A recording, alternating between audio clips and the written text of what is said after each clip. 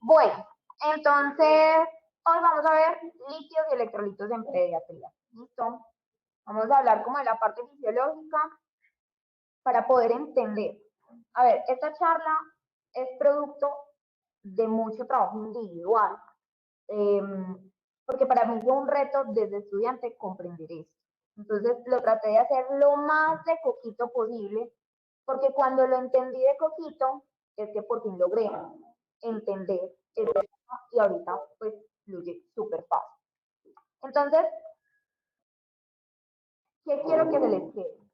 Pues el objetivo es que cuando uno va a dar una terapia hídrica endovenosa, es porque uno necesita dar un aporte hídrico a un paciente que no puede sostener esa necesidad a través de su vida integral.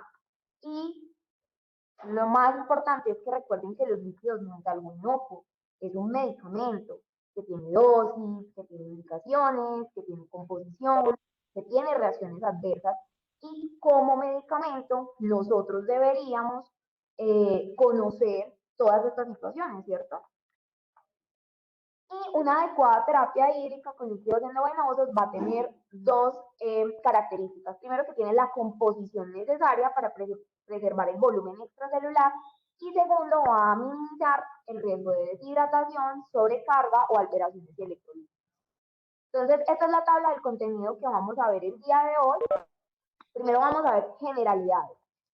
Como les dije, acá está lo de coquito, es un repaso desde primer semestre, pero si ustedes no entienden estos conceptos, van a ir a ponerme dextrosa con 10 de natrol, ¿sí? O con 7. Entonces, por eso tienen que entender muy bien esto. Lo primero es la distribución del agua corporal. Esta parte de acá, les voy a poner el señalador, es la parte ya cuando tú eres un adulto, ¿sí? O cuando eres un adolescente. Ustedes saben que nuestro cuerpo se compone de agua y de sólidos, ¿cierto? Si ustedes son hombres, pues el 40% va a ser sólido, y si son mujeres, el 45%. Y el restante va a ser líquido, va a ser fluido. Las mujeres tenemos menos agua corporal, más grasita. Es como por eso el motivo, ¿cierto? Ahora, ¿cómo se distribuye esta agua?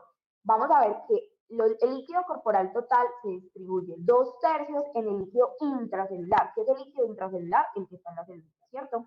Y 1/3 va a estar en el líquido extracelular, ¿sí? Fuera de las celulitas.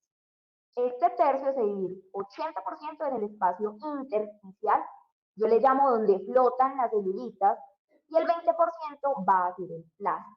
¿Listo? ¿Comprendido ahí? Pero resulta que no es así en todas las edades. Esta grafiquita a mí me gusta mucho porque les muestra la diferencia tan importante de las diferentes edades pediátricas. Pues como todos están acá y me conocen, yo siempre he pensado pues que pediatría no es una especialización fácil, porque tú tienes que aprender la fisiología desde el prematuro hasta el adolescente, donde tú pasas por infinidad de cambios fisiológicos y patológicos, entonces no es lo mismo. En ese orden de ideas, si ustedes ven la rayita antes del nacimiento, ustedes van a ver que a diferencia de lo que vimos y lo que está en las demás edades, los bebés antes de nacer tienen mayor proporción de agua extracelular que intracelular. Y más o menos esta proporción se está emparejando al finalizar el primer mes. ¿Sí? Por eso es que el tema de líquidos en los neonatos, aunque me parece menos complejo, es un tema aparte, porque ellos tienen que hacer esa transición del líquido intracelular al extracelular. ¿Sí me hago entender? Perdón, de poner ese líquido extracelular en su espacio intracelular. Ellos tienen que hacer ese cambio. Y otra cosa importante que ustedes tienen que ver acá, esperen, hago allí y les señalo. Entonces, en pediatría, sí, está acá tengo el audífono. Entonces, si ustedes ven, acá están las diferencias entre los adultos. Antes del nacimiento, los niñitos tienen mucha más proporción de agua corporal total y aparte de eso tienen más líquido extracelular que líquido intracelular. Y esta proporción cambia más o menos finalizando el primer mes. Ahora, miren la rayita y la diferencia entre antes de los 12 meses y después de los 12 meses, donde el agua corporal total en un feto comienza casi en el 100%, pero cuando estamos finalizando el primer año, el agua corporal total termina, es muy alta, es casi el 70%, ¿sí? Por eso, y van a entender más adelante, es que si un niño menor de 12 meses o menor de 10 kilos va a perder más agua si está deshidratado. ¿Sí? Claro, hasta ahí. Es cortito, es muy fácil. Bueno, perdón, doctor. Ahora, para entender esto también tenemos que hablar de osmolaridad. A ver los internos que les dije que tenían que repasar antes de venir.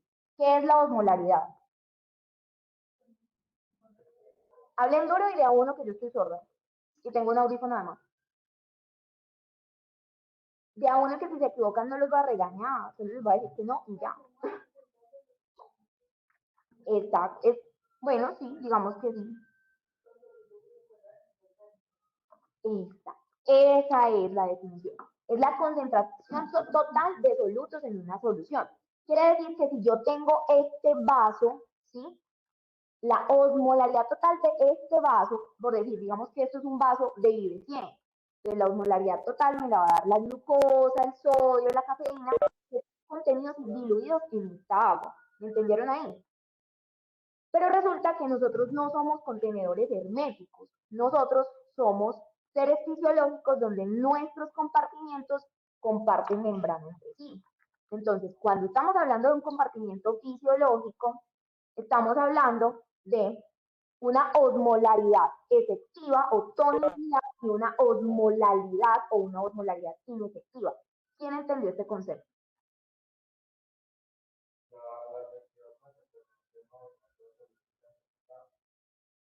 Ajá, bueno, sí, ajá, ¿por qué?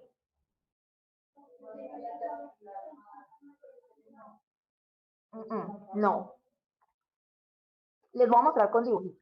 Entonces, el tono o una osmolaridad efectiva son esos osmoles que me dijeron muy bien dicho, el sodio.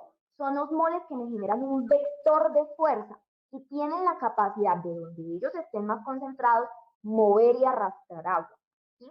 En cambio, la osmolaridad, si se me dañan las animaciones es porque esta presentación le echan mucha mano en entrar.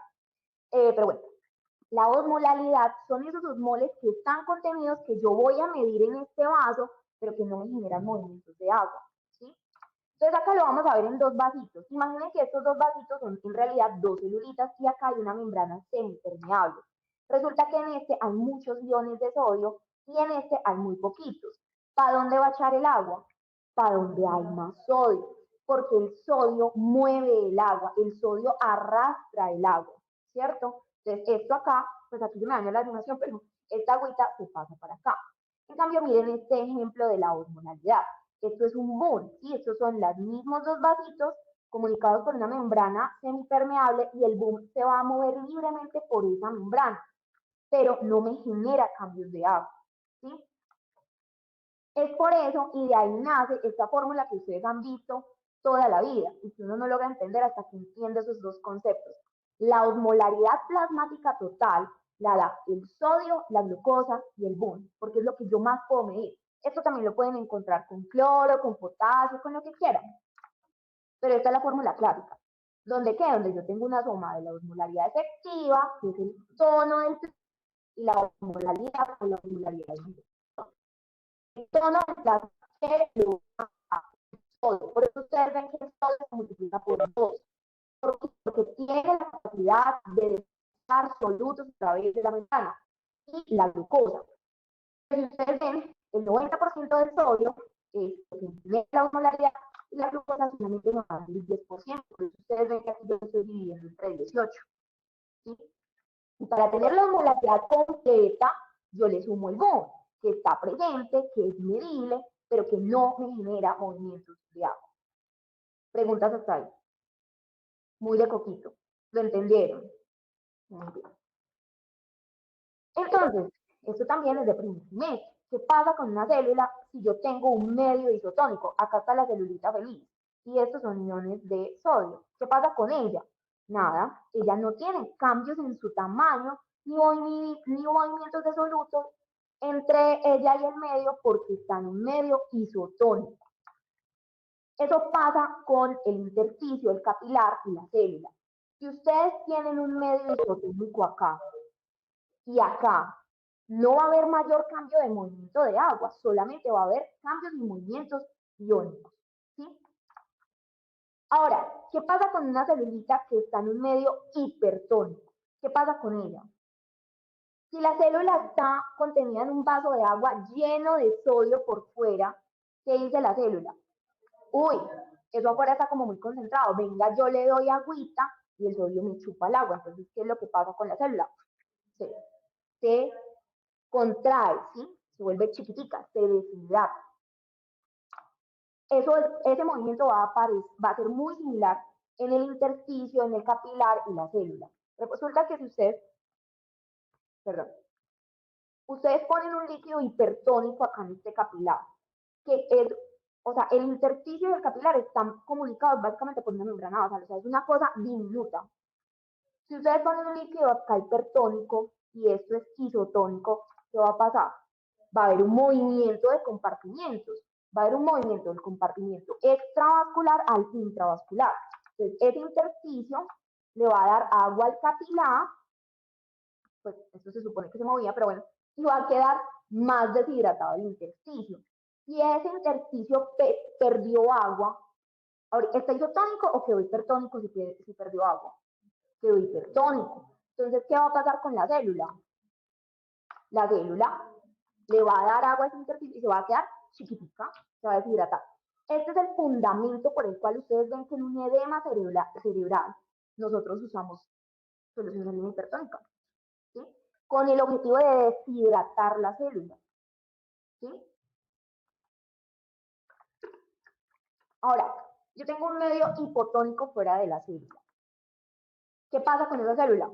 Dice, uy, eso afuera como que le sobra agüita. Venga, yo chupo para que nos nivelemos en cargas, ¿sí o no? Entonces la célula, ¡pum!, se expande. Esto sucede también en el capilar. Resulta que si yo pongo acá un líquido hipotónico, ¿qué va a pasar? Pues el agua se va a mover, perdón, el agua se va a mover del líquido intravascular al extravascular, ¿no? Entonces resulta que este medio se volvió súper grande. Y este medio intersticial que antes era isotónico, ahora se va a volver hipotónico para la célula, ¿no? Y ella lo detecta, afuera está sobrando agua. Entonces, ¿yo qué hago? Me la voy a chupar y me vuelvo grande y gorda, ¿sí? Estos movimientos, como vimos en la fórmula de osmolaridad plasmática, están determinados por quién? Por el sodio. Pero ustedes me dirán, doctora, pero es que la glucosa también pues, me da tono, ¿cierto? Entonces, sí, la glucosa da tono en el plasma y sí, la glucosa va a modificar, estoy conectada desde el, va a modificar la osmolaridad total de las soluciones endovenosas, pero no contribuye significativamente a la presión o al tono osmótico plasmático. ¿Por qué? Está en la diapositiva, pero ¿quién lo entendió? ¿Qué pasa con un páncreas de un niño normal cuando detecta glucosa en la sangre? ¿Cómo? ¡Pum! De una me tira insulina, me aumentan los niveles de insulina. ¿Y qué pasa con esa glucosa? De una se mete a la célula, eso es lo que hace un cuerpo normal. Inmediatamente esa glucosa se mete a la célula. Entonces, no, es, no genera tono mayor tiempo, es rápido que se está metabolizando y junto con ella arrastra el agua si no hay nada que me la sostenga afuera. ¿Sí me hago entender? Entonces, acá esta recomendación es total y absolutamente copiada de la guía de líquidos de la Academia Americana de Pediatría del 2018, donde dice, aunque la dextrosa va a afectar la osmolaridad total de las soluciones, en pacientes que necesiten líquidos de mantenimiento, el componente dextrosa generalmente no da tono en las soluciones. Eso quiere decir que si ustedes le ponen una dextrosa sola a un niño pediátrico, no estamos hablando de los neonatos, pediátrico, ¿qué va a pasar con ese líquido? Es un líquido que termina siendo ¿qué? Si está solo. Hipotónico, porque no hay tono, ¿sí? La glucosa de una se va a meter a la célula. Ojo con eso, porque me ha pasado, no aquí, pero en otros lados, que le ponen dextrosa sola al niño. Si ustedes ponen una dextrosa sola, no solamente le están poniendo un líquido absolutamente hipotónico a ese niño, sino que también le van a dar hemólisis. Porque ¿cuál es la primera célula que va a captar esa glucosa? El glóbulo rojo, y se la chupa y explota. Listo. Con eso entendido, ahora vamos a hablar del componente de la osmolaridad. Lo vamos a relacionar pues con la tonicidad o la osmolaridad de las soluciones. Esta tablita es una tabla que a mí me gusta mucho, que está en la guía de la Academia Americana de Pediatría, donde esta es la parte del plasma humano, y me va a decir que la osmolaridad del plasma humano va a variar entre 308 y 280. Y el componente que más me va a aportar a eso es el sodio. Claramente tenemos cloro, potasio, calcio, ¿cierto? Un buffer, que es el bicarbonato, que nos va a aportar. Y ellos me muestran cuáles son las soluciones isotónicas o casi isotónicas que son similares al plasma para yo poder usar en los niños. Entonces, acá tenemos dextrosa en solución salina, donde este componente de glucosa, aunque está presente, no es el que me genera el tono, me lo genera esto. ¿Sí? Los 150 equivalentes por litro de sodio. Y eso me va a generar que tengo una osmolaridad de 308. El lactato de Ringer en dextrosa lo usan mucho los gringos, y este lactato de Ringer, aunque tiene menos sodio, es muy similar al plasma. Le falta muy poquitico pues para tener una osmolaridad igualita, y tiene un componente muy importante que es el lactato, que también tiene un buffer. Y el Plasma Light. El Plasma Light es actualmente la solución más similar al plasma que existe, porque tiene una osmolaridad de 294 y tiene 2 buffers, entonces ayuda muchísimo. Y si ustedes ven, esto es sacado de otro lado, cómo se va a distribuir, perdón, cómo es en relación al plasma la osmolaridad de otras soluciones. Por ejemplo, esta solución salina sola, y si ustedes ven, esta solución salina sola tiene la misma osmolaridad que esta que tiene dextrosa. ¿Por qué? Porque el componente de dextrosa no nos da osmolaridad en estos líquidos endovenosos. No lo tomamos en cuenta, no nos interesa. Nos interesa para que el niño tenga pues un flujo metabólico, y ahorita lo hablamos. Miren la solución salina al medio, tiene 154 miliosmoles por litro. Miren la diferencia con la osmolaridad plasmática. Y esto es importante, miren la diferencia en miliequivalentes por litro de sodio entre la solución salina normal y la solución salina al medio. ¿Sí ven la diferencia? Lo que me va a determinar esta osmolaridad es aquí este sodio. Y obviamente miren lo hipertónico que es una solución salina al 3%, ¿sí? Que es de 1026. Ahora, si ustedes leen el prospecto de una dextrosa en agua destilada al 5%, les va a decir que tiene una osmolaridad de 253. Me dirán, ay no doctora, pues es muy parecido a el 280. Sí, pero esa osmolaridad la da esta glucosa. Y esa glucosa se pierde inmediatamente y entra a la vena. Entonces, ojo con eso. Y acá está una distribución teórica de cómo se distribuyen pues los líquidos que yo le voy a poner a un niño. Miren una dextrosa solita. Miren la cantidad, este litro, 600 cc se van a ir a nivel intracelular. Miren esa flechita tan gruesa, miren cómo se va a repartir. ¿Sí? Y miren lo poquito que se va a quedar en el intersticio. Y es que prácticamente nada va a quedar en el volumen plasmático. Ahora, miren una solución salina isotónica normal, ¿dónde se queda? Se va a ir al intersticio y al volumen plasmático. ¿Sí? Miren los cristaloides balanceados, tipo lactato de Ringer o plasma light. Se me va a ir una parte al plasma y se me va a ir una parte al intersticio. Si yo tengo un niño deshidratado, necesito una distribución más similar a esto. ¿No creen? No que todo se me vaya para acá, ni que todo se me quede en el plasma. ¿Listo? Ahora, no podemos olvidar una cosa, que los vasos tienen una presión oncótica, ¿sí? Este tema es complejo, no los voy a insistir mucho en eso, pero en el capilar, finalmente esta presión oncótica termina siendo tan balanceada que se puede hacer un intercambio de los electrolitos, el agua y todo lo que quieran. Esta presión oncótica está determinada por las proteínas. Pero, existe actualmente una teoría del glucocálix. ¿Quién ha leído de esto? ¿Quién sabe algo de esto?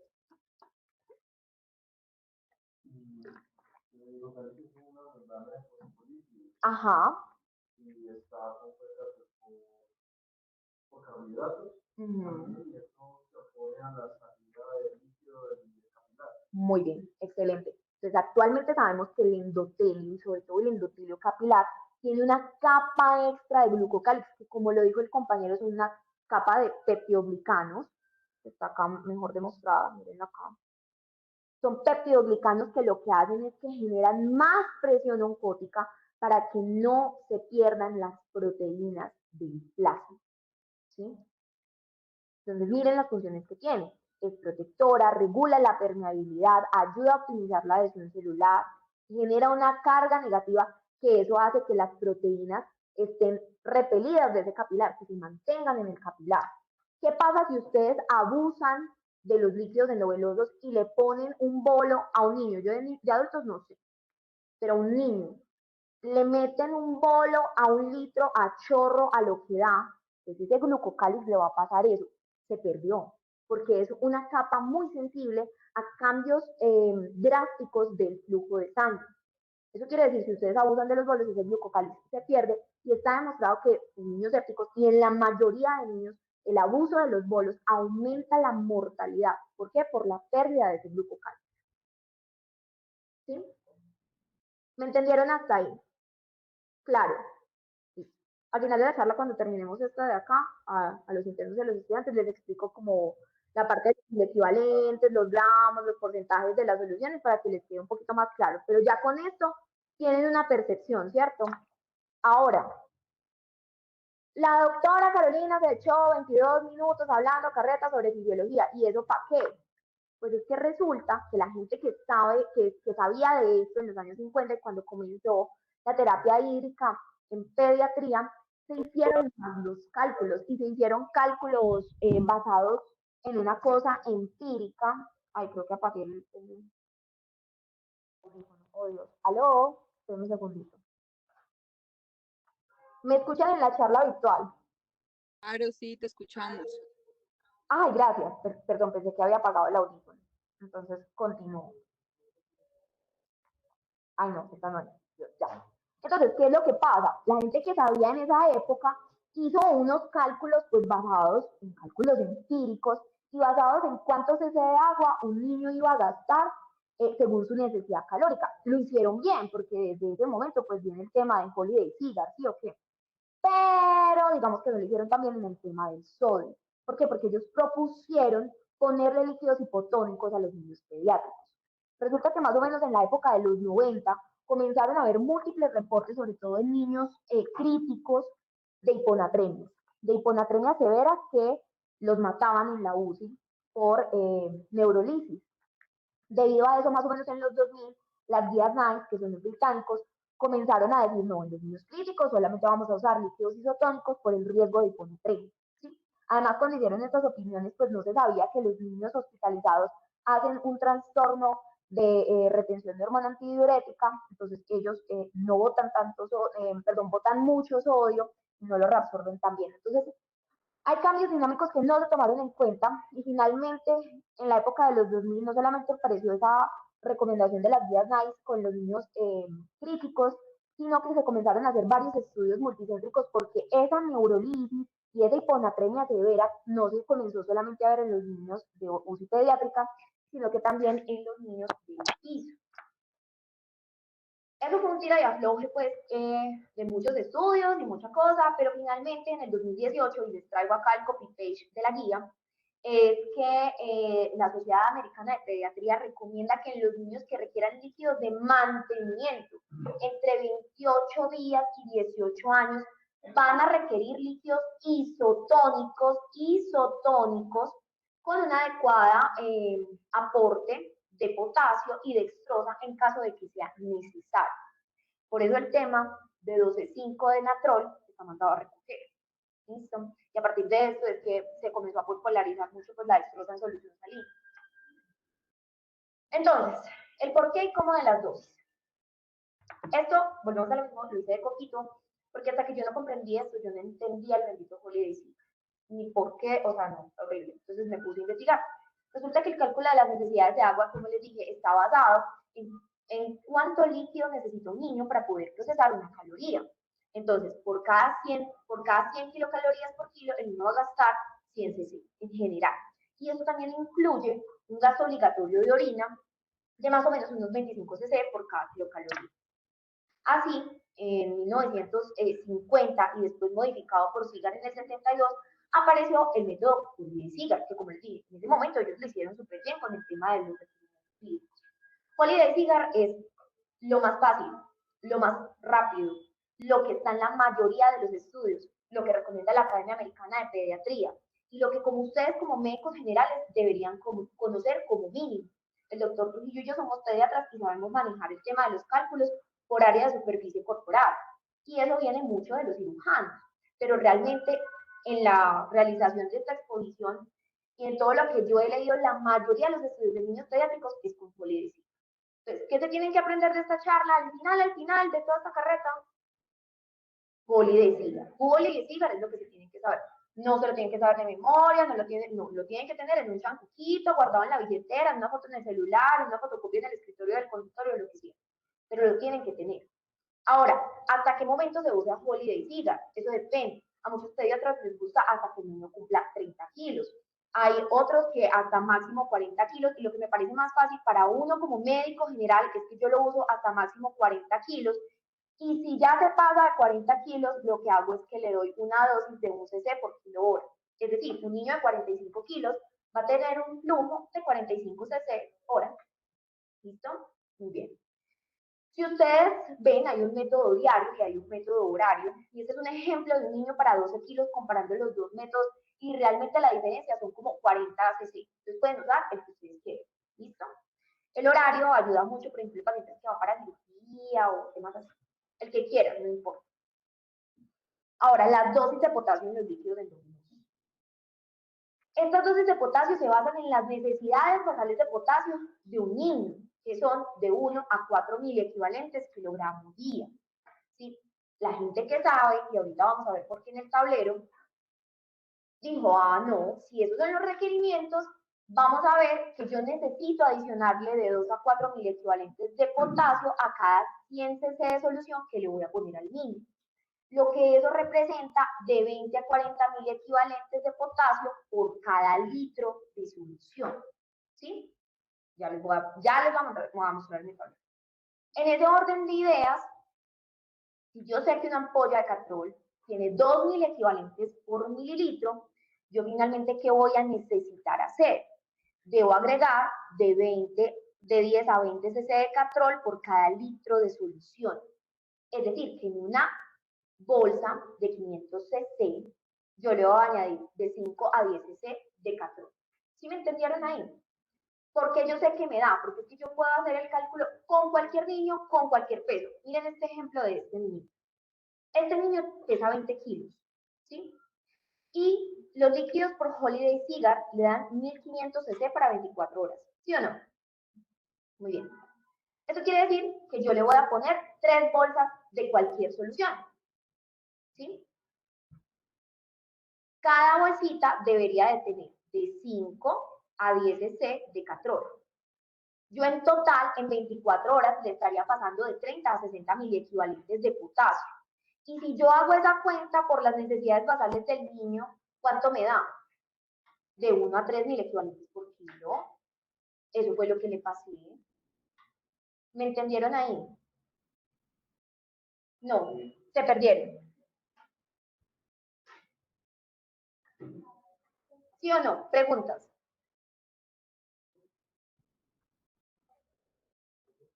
A ver, voy a decir. Imagínense lo siguiente.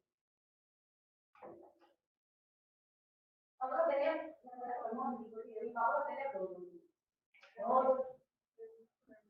Estas bolas van a completar una bolsa grande. ¿Sí? Esta bolsita es de 500 cc y esta bolsita es de 500 cc. A mí me dijo, mire, para que usted haga las necesidades de cualquier niñito, cualquiera, no importa cuánto pese, usted a cada de estas bolsas le debe agregar entre 5 a 10 cc, 5 a 10 cc de catrol. Yo sé que el catrol viene 2.000 equivalentes por cada mililitro. Eso quiere decir que si yo a esta bolsa le estoy agregando 5 cc, ¿cuántos mil equivalentes de litro? Y le estoy agregando 10. ¿Cuántos? Entonces, una bolsa de un litro, les va a quedar con 10 a 20 cc de catrol, que me quedaría en total con ¿cuántos son 10 en mil equivalentes? 20 o 40 mil equivalentes. Si yo les digo a ustedes que un niño de 20 kilogramos, vamos a hacerle un molde de digital. Por los primeros 10 kilos, ¿cuánto va a tener? 1000, siéntese por kilo, ¿cierto? Y por los siguientes 10 kilos, ¿cuánto va a tener? 500. Le va a dar 1500 cc en 24 horas. ¿Sí o qué? ¿Cuántas bolsitas de 500 son estas? 3. Si yo te doy 3 bolsitas de 500, cada una con 30 cc de catrol, ¿cuántos mil equivalentes me pasan en 24 horas? 30 por 2. Yo sé que las necesidades de este niño son de 1.5 a 3 mil equivalentes por la comida. ¿Cuántos mil equivalentes le resulte dando a este niño? Que pesa 20. Entonces, divido 70 entre 20 y me va a dar 3 mil equivalentes kilogramos. ¿Cumplí con la necesidad? Tengo que hacer cálculos maravillosos para la población. Ya tengo algo estandarizado. Todas las preguntas para decirles, ya lo hizo ustedes. Esa es la dosis. Ahora es importante que ustedes empiecen a ir rango de dosis. Porque si se va, por ejemplo, a Antioquia, van a encontrar que allá manejan una solución que se llama 20-40. Esa solución se llama 20-40 porque tiene 20 de por arriba. Ah, no, tiene 20, tiene 40 de control, tiene 40 que todavía es un litro de control y 20 de sol. Pues al revés, no, es al revés. 20 de equivalentes de control. Esas soluciones lo que hacen es que en una destroza agua destilada la convierten con mil equivalentes lo más parecido a 154 mil equivalentes o en una bolsa. Es decir, garantizar 77 mil equivalentes de potasio. Que antes, como decía la doctora, utilizábamos 12.5 y hacíamos soluciones hipotónicas e hiposmóticas. Entonces, el objetivo ahorita es garantizar el tono según la osmolaridad del plan. La 2040, pero la 2040 de medicina simplemente es de farmacia, le llega una bolsa de un litro de 5%, una bolsa que ya tiene 10 de catrol para representar 20 equivalentes con micro. Eso lo van a encontrar mucho sobre todo. Y si compañeros de Antioquia lo van a ver mucho porque como ellos son fillosos, entonces ellos saben que lo hacen separado. Pero tienen que saber de dónde viene. Y una de las compañeritas que es de la cooperativa de cemento. Entonces allá pues no tienen que pensar como mucho. Muy bien. ¿Me entendieron ahí? ¿Sí? Muy bien. Ahora llega la dosis del sodio.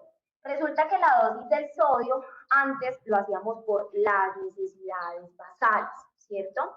Entonces, ahí es donde la embarramos. Ay, gracias, doctor. La embarramos. Y la embarramos durante mucho tiempo. Como ya les expliqué, actualmente estamos hablando de tono, porque necesitamos sodio en ese capilar para que no se me fugue al intersticio.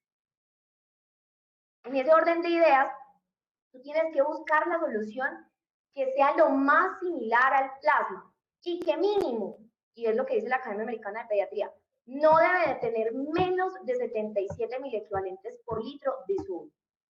¿Sí? ¿Me entendieron ahí? En ese orden de ideas, ustedes deben de recordar que si yo tengo lo mismo, un natrol, que viene de 2.000 equivalentes por litro la ampolla, quiere decir que más o menos yo voy a actuar en un rango de seguridad entre 20 a 40 cc por cada 500 de solución. Eso me va a dar un rango de 80 a 160 mil equivalentes de sodio por cada litro. ¿Para qué? Para que la osmolaridad sea lo más similar al plasma. Entonces vamos a volver a hacer aquí el ejercicio. Apagamos un momentico el video. Si yo tengo, pues vamos a sacar las bolsitas. Si yo tengo 2 bolsas de 500.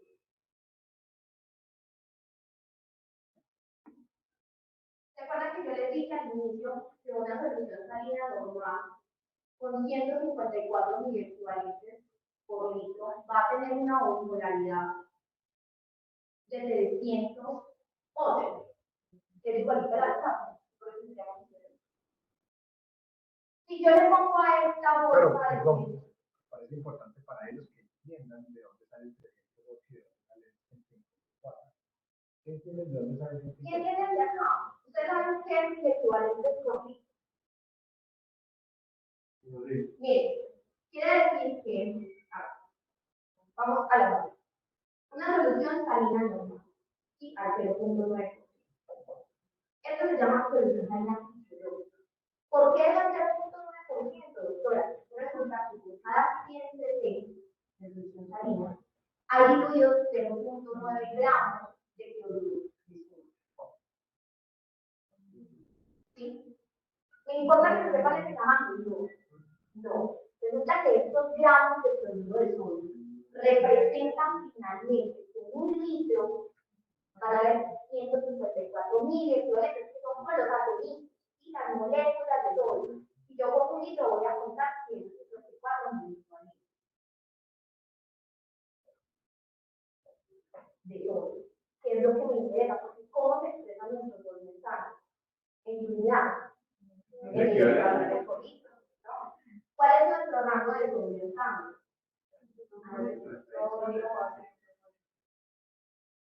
¿Cuánto? 135 a 145 mil equivalentes por litro. ¿Por qué este es mayor? Porque resulta que como esto está solito, solo con sodio, como está solo, aquí es osmolaridad. Nosotros tenemos un rango de los de sodio más porque hay otras cosas que son osmolaridad y la glucosa. ¿Entendieron ahí? ¿Qué quiere decir una solución salina media?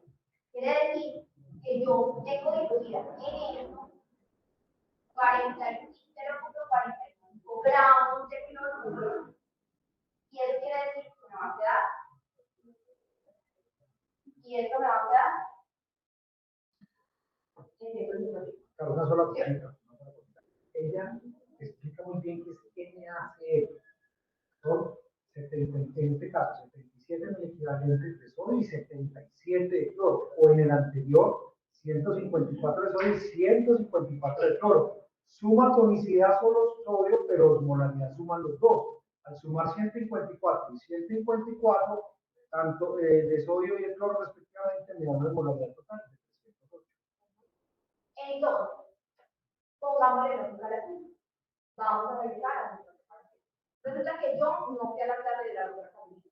Y me acordé que por allá en mi escuela están poniendo 12 ¿Cómo parece? Están poniendo 12 Entonces, a esta le explotan solución salina. De verdad, esta explota 5%, 570. Yo me acuerdo que en el pueblo me enseñaron que el vez de poner sodio, le debo de poner 12.5 ¿cierto? De la prueba. 12.5 de la. ¿Cuánto me daría esto si tuviera un litro de eso? ¿Cuánto daría? 2 de 5 más 2 de 5 da 20. Entonces tendría de natrógeno o sodio 25. Esto quiere decir que esta solución terminaría con ¿cuántos miliequivalentes de sodio? 50. ¿Cómo queda esta solución? 50 miliequivalentes por litro. ¿Cómo va a quedar esta solución? Si lo mínimo que tengo que poner es 76 y yo voy a hacer 76. ¿Qué van a hacer las neuronas? Me comprendieron por qué es tan importante entender este concepto de miliequivalentes por litro. Claro, entonces, ¿qué es lo que hago? ¿Qué es lo que debo hacer? Yo tengo que preparar esto. ¿Por qué le digo que tengo que preparar? Después de la recomendación de 2018, la se realizó, se actuó en todo lado, pero a veces pues me quité de un broma y yo ya estaba en el yo un carrito. Pues yo tengo que hacer, no me pongo así, ya, que de 15, maravilloso, pero es que lo hago de sus países. Entonces, tengo que prepararme. Dios mío, ¿qué hago? Vale. Yo sé que este litro debe de estar por encima de 80 miliequivalentes por litro. Y idealmente me tengo que acercar lo más que pueda a eso. ¿Sí? Que es lo que se me normal, 154 miliequivalentes por litro. Si ustedes quieren ser un poco más prácticos, más sencillos, 160. ¿Sí? Esto es lo que tiene que tener este litro de solución. Quiere decir que cuánto se de más tengo que poner. Dividida en 2 40 a 80. ¿Sí? En un litro. Pero yo sé que la esclerosis tiene en bolsitas de 560. Entonces, esta es de 20 a 40 y esta de 20 a 40. Ahora, si le ponemos 20 o 40, no, a mí personalmente me gusta con 30. Tengo un compañero que le gusta 35. La idea es lo que son, acercarnos lo máximo posible a esto. ¿Sí? Y a esto a lo que ¿me entendieron ahí? Tengo gracias. No sé si lo tengo. No, y por eso, en Medellín, una solución 20-40. 20 de cartón y 20 y 40 de nactrón. Ya, eso es lo que se van a encontrar. Y es de eso, ya lo están preparados. Pero si no, ustedes se ponen la cabeza y la lugar, porque eso solamente es para tener en cuenta que el manejo de los líquidos es individualizado y dinámico. La doctora siempre ha hablado de unos rangos en los cuales usted se centra en qué paciente está tratando. No es lo mismo el paciente que usted va a dejar con uno de líquidos de mantenimiento al que tiene pérdidas activas. Por ejemplo, el potasio. ¿Qué pacientes pierden potasio? Los que tienen diarrea. Entonces a ese paciente lo voy a dejar en observación. No lo voy a dejar en observación con solo 5 de catrol por cada 500, sino que prefiero colocarle 7, 5 a 10, porque tú estás diciendo que tiene pérdida de potasio. Otro paciente que tiene pérdida de potasio son los pacientes con crisis asmática. No por la patología de base, sino por el medicamento. Recordemos que el medicamento de las crisis asmáticas son los broncodilatadores, los beta-2, que es el salbutamol de pleta o beta potasio a nivel renal. En estos pacientes también debemos colocarles de 7,5 a 10. Pacientes quemados se manejan diferentes los potasios. La situación también es diferente. Un paciente con insuficiencia renal, quizás no utilicemos potasio. Tengan en cuenta que cada paciente nos dice qué rango utilizar. Entonces, ojo con eso, precisamente soy tan enfática en los rangos de dosis, porque siempre tenemos que recordar que cada paciente es individual. Esto parece una receta de cocina, pero no lo es. ¿Listo? Muy bien. Ahora, ojo, creo que mis estudiantes de la Humboldt ya se tienen que ir. ¿No? Bueno, quédense entonces, mejor aprenden. Entonces, Ojo con los niños pequeños, ojo con los menores de 5 años, o los menores de 15 kilos, o los menores de 20 kilos. Eso depende de donde ustedes lo lean. Hay diferentes bibliografías. Lo que sí es cierto es que los niños preescolares menores y lactantes, si no existe una fuente externa de glucosa, va a haber hipoglicemia. ¿Por qué? Porque ellos tienen limitaciones para poder generar pues, combustible ellos no tienen unas reservas de glucógeno adecuadas. ¿El hígado nace maduro? No, el hígado no nace maduro, igual que el riñón, igual que el pulmón. Entonces estos niños tienen dificultades con la hipoglicemia, y no solamente porque no tengan adecuadas reservas de glucógeno, sino que un niño preescolar usa energía demasiado rápido y tiene una rata metabólica así. Es por eso que en estos niños en particular, y sobre todo si yo preveo que ese niño se va a quedar más de 12, 24 horas sin día oral, yo tengo que añadir dextrosa. Es más, yo digo, este niño lo voy a tener que rehidratar más de 6 horas, ese líquido debería ir el basal con dextrosa, y ya les voy a explicar. Entonces, la dosis de dextrosa depende de las necesidades de ese niño. Esto es basal, yo no he hablado nada de rehidratación por ahora, todo esto es basal. Y se basan en el flujo metabólico de estos niños, donde el menor de 2 años es de 3 a 7 miligramos por kilo y el mayor de 2 años es de 2 a 5 miligramos por kilo. La mayoría de estos niños con una dextrosa del 5% van a cubrir esta rata metabólica. Y algunos que hacen hipoglicemia, o los chiquiticos pues de 6 meses, 4 o 2, de pronto sí necesitemos una dextrosa al 10%.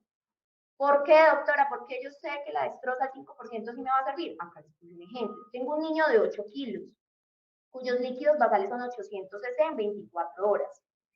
Si yo le pongo dextrosa al 5%, quiere decir que cada 100 cc que yo le pongo a ese niño tiene 5 gramos de dextrosa, ¿sí o no? ¿Sí? Entonces, si le puse 800 cc, ¿cuántos gramos de dextrosa le puse? 40. Y yo divido, el niño pesa 8. Dividan 40 sobre 8 sobre 1.44, que es la constante de los minutos del día. Les va a dar 3.4 miligramos kilogramo minuto. ¿Cubrir las necesidades? Sí, ahí está. Pueden hacer la cuenta con el niño que quieran y siempre les va a cubrir la necesidad basal. Ahora bien, entramos a la otra parte de la charla, los planes de rehidratación y algunas situaciones especiales.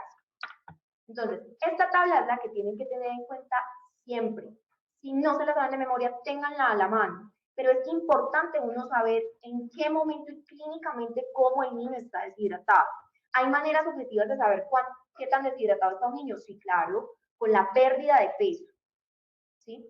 Yo estimo, yo lo peso hoy, lo peso mañana, y si mañana ha perdido 3, 4 kilos, miro en porcentaje cuánto peso perdió, y ese es mi porcentaje de deshidratación. ¿Lo puedo hacer con todos los niños? No, yo en la vida lo he hecho con uno, que el muchachito, la mamá lo había pesado el día anterior y en la noche comenzó con una diarrea de alto gas. Entonces sabía que el día anterior había pesado 19 y llegó con 17 al hospital, pero eso generalmente no se puede hacer. Entonces uno estima el grado de deshidratación clínicamente.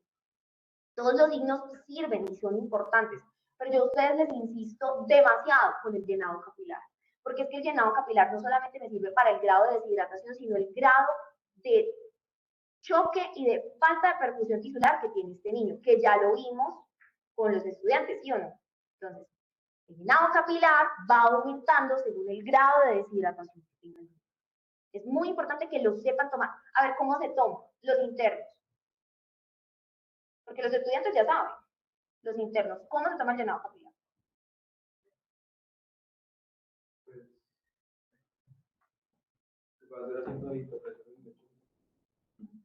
¿Quién da más?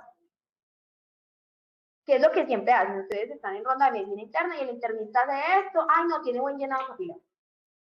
Es lo que siempre hacen. A ver los estudiantes, ¿cómo aprendimos que era llenado capilar?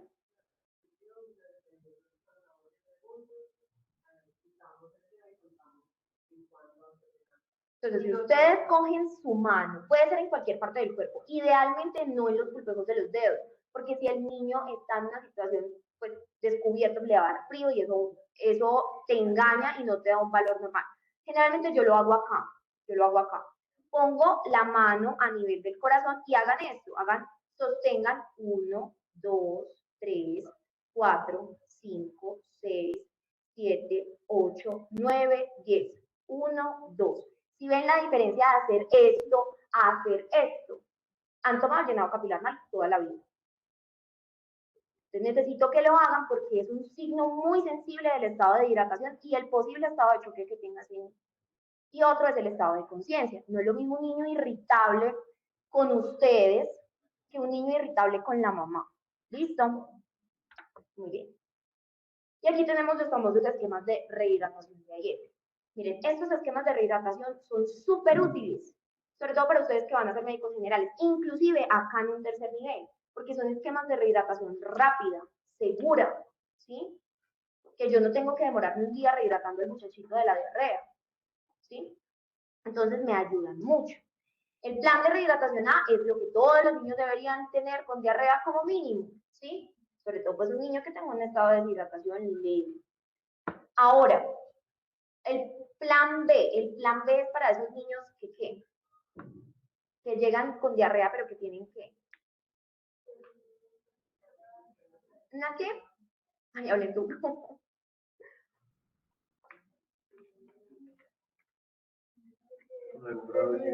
Que llegan con algún grado de deshidratación. Muy bien, generalmente estamos hablando de una deshidratación leve a moderada. Y son niños que ustedes deben de vigilar en el hospital y deben de proporcionarle una cantidad aproximada en 4 horas de 75 cc por kilo de sales de rehidratación oral. ¿Sí? Spoiler, lo pueden hacer oral. Spoiler, lo pueden hacer por sonda nasogástrica. Spoiler, lo pueden hacer por vena. ¿Qué es lo importante? Que rehidraten al muchachito. Y el plan C está dirigido para los niños que llegan con una deshidratación más severa, moderada, grave, y que no toleran la vía oral, está hecho para que sea venoso. Sin embargo, spoiler, también puede ser por sonda o puede ser oral, según el niño acepte. Mientras el niño acepte sales de rehidratación oral, eso es lo que nosotros debemos proporcionarle al niño. Ahora, que no les vaya a pasar como una compañera mía del pregrado, que un día remitió acá a un niño, no porque estaba deshidratado, sino porque lo habían chuzado 20 veces en el Hospital del Sur. 20 veces.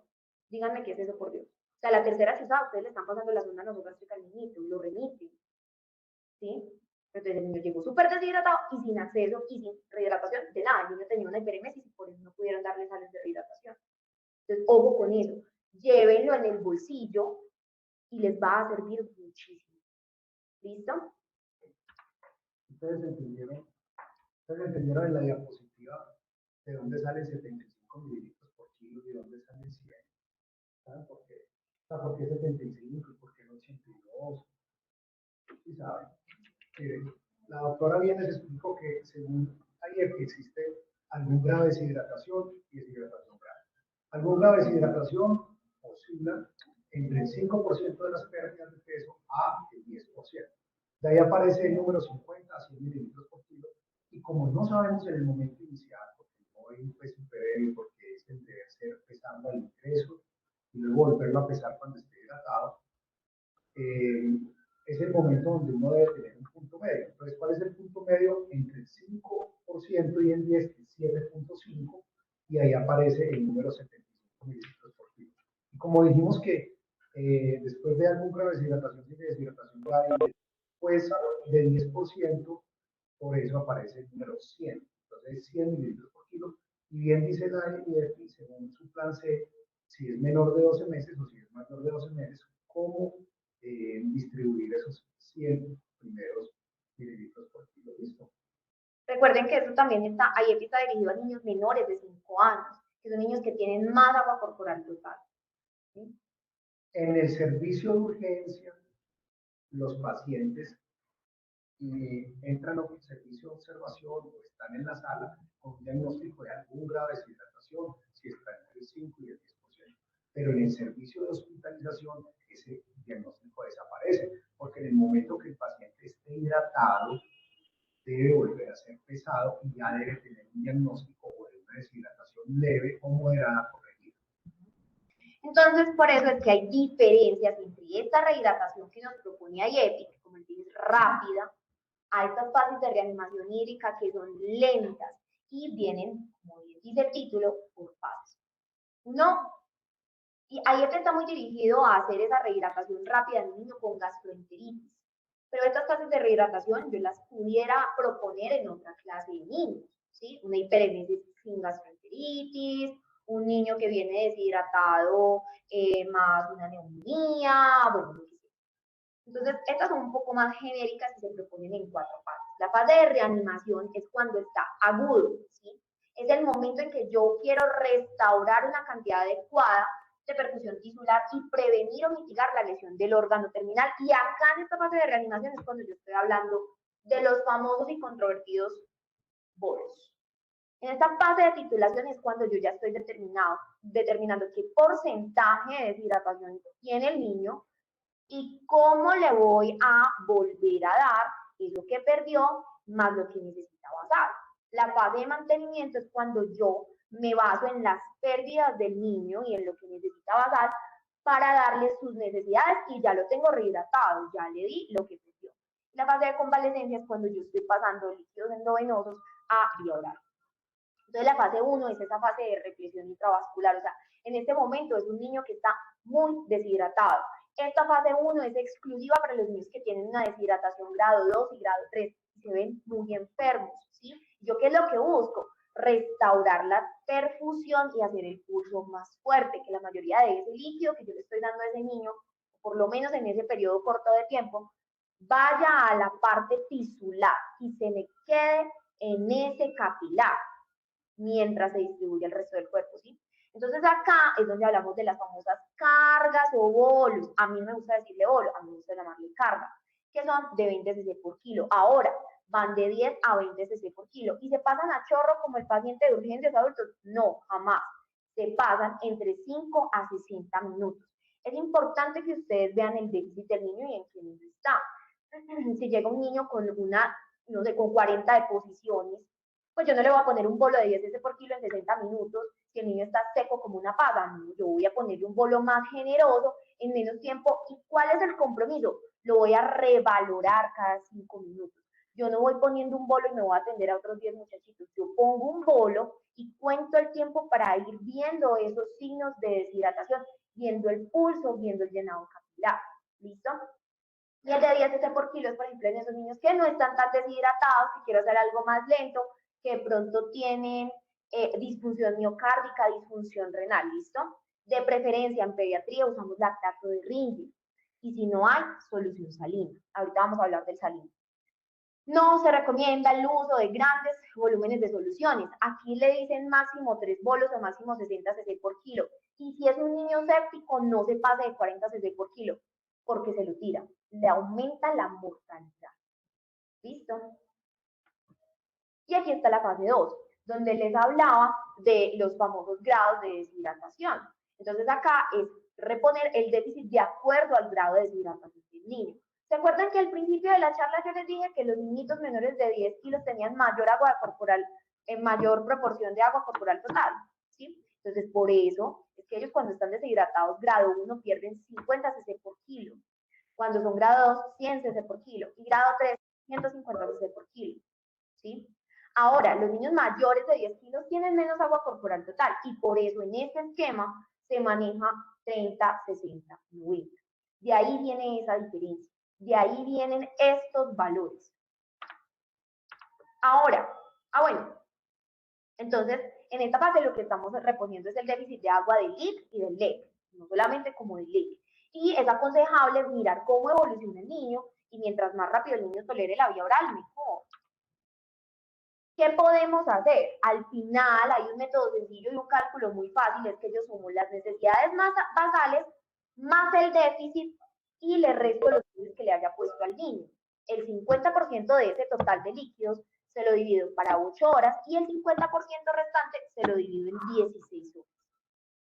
Y listo. Ahorita hacemos un ejercicio después de que terminemos la videollamada porque estamos en videollamada.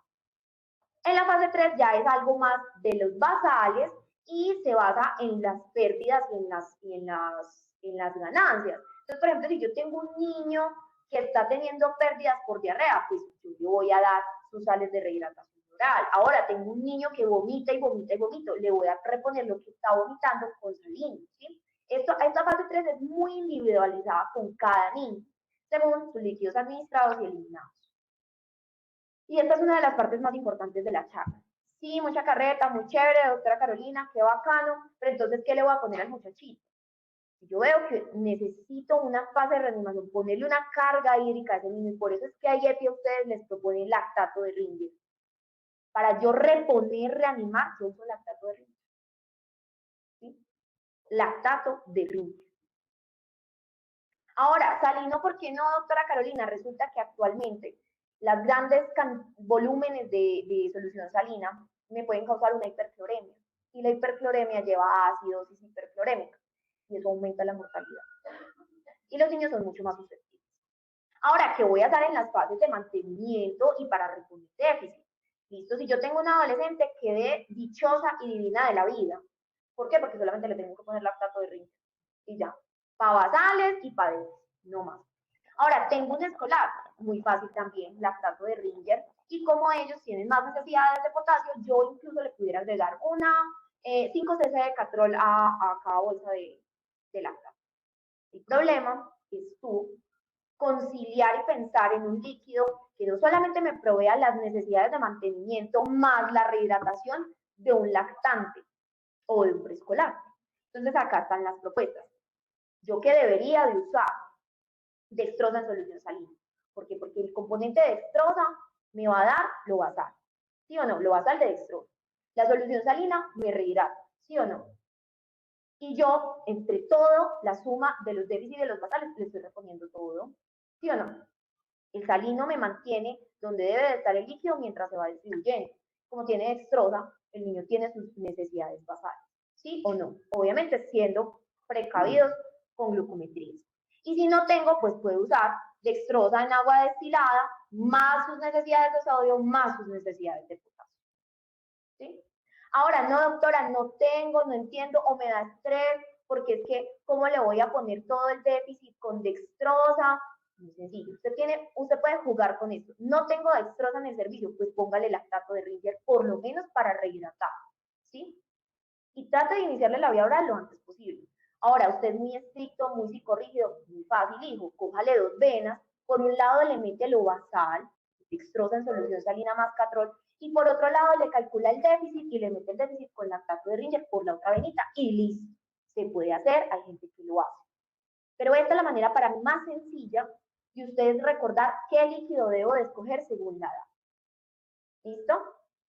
Ahora, no, doctora, es que estoy en un pueblo, ¿qué hago? Use IEPI, sales de rehidratación oral, y si no tengo, le calculo el B o el C con lactato de Ringer. No, es que estoy acá, pero de pronto pues quiero como rehidratar al niño más rápido, use IEPI también. Pues no tiene nada de malo.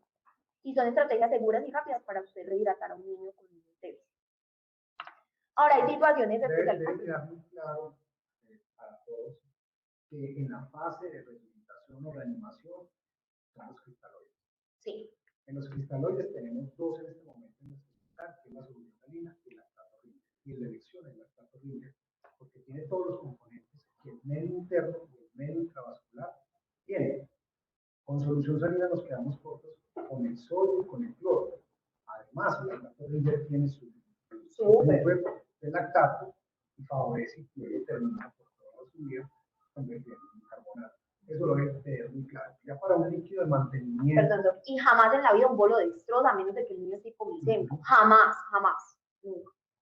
Ya luego para el mantenimiento y para las fases posteriores que ya lo mencionaron, lo ideal es utilizar dextrosa en solución salina y según la patología, utilizar el potasio. Recordemos que en insuficiencia renal no se utiliza potasio, de resto se utiliza siempre el aporte de potasio. ¿Listo?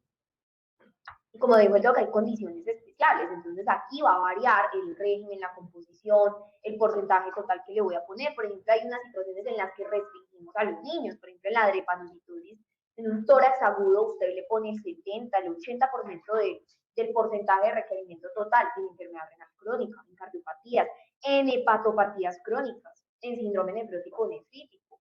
Ahora, cuando cambiamos las dosis o el tipo de líquido, por ejemplo, los líquidos en quemaduras, lisis tumoral, dengue, cetoacidosis, son diferentes, son esquemas estandarizados y diferentes a los que yo les propuse, o por ejemplo en trastornos hidroelectrolíticos. ¿Por qué? Porque yo voy a cambiar las dosis de los electrolitos que contiene mi bolsa.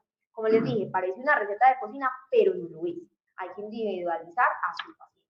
Importante saber que cada vez que colocan un bol inadecuado, están transgrediendo ese glicocálice, que es la protección a nivel del endotelio, como la membrana que nos está protegiendo ese endotelio, ¿sí? Entonces lo transgredimos y hacemos más daño. Y es importante saberlo porque la sepsis Aumenta la mortalidad. ¿Y saben qué aumenta la mortalidad? El cloro. También. Lo otro que también deben tener en cuenta es que todo el volumen que ingresa por la vena, a qué cámara o a qué compartimiento del corazón llega. Aurícula derecha. ¿Qué tenemos de receptor que maneja volumen en la aurícula derecha? El péptido natriurético. ¿Qué hace el péptido natriurético? Inhibe la hormona antidiurética.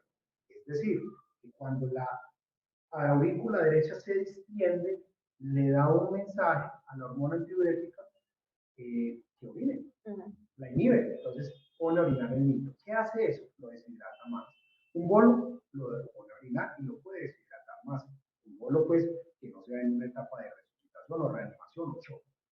Y da un falso concepto como un indicador clínico que se equivocaría el médico interpretando de que el niño está orinando porque está hidratado. Por el contrario, el niño está orinando porque su aurícula se distendió secundario a un bolo. Entonces los bolos no son tan nocivos como nosotros creemos.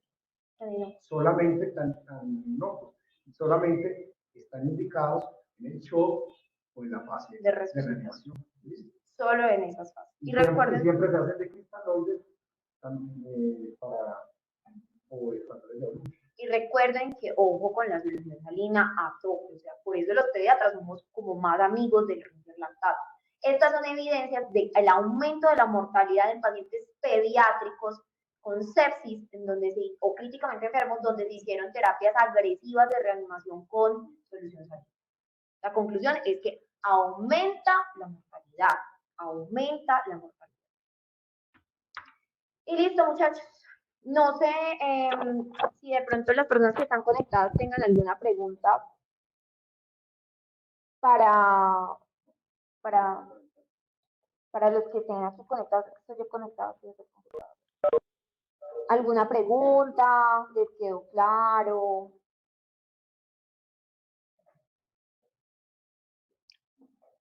¿No? Entonces creo que ya lo podemos cancelar de acá. Yo sigo acá con los internos. Muchas gracias.